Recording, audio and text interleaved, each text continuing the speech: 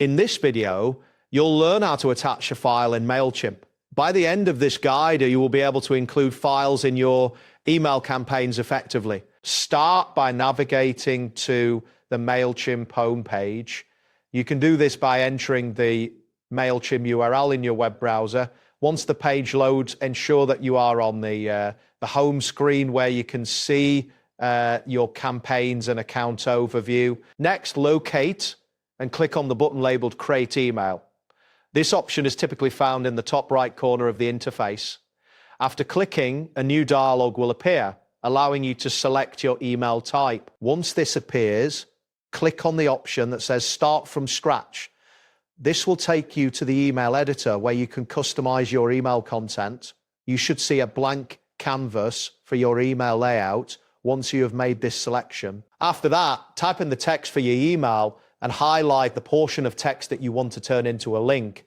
With the text highlighted, look for the button labeled Add Link and click on it. This action will open a new dialog box for link options. When the dialog box appears, select the option labeled Web. This is where you will specify the type of link you want to add.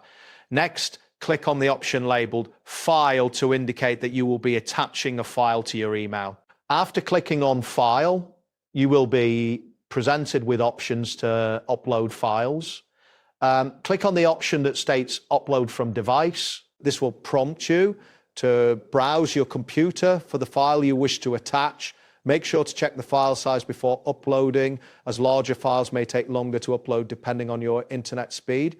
Once you select your file, click on the button labeled Save. This will finalize the upload of your file to Mailchimp.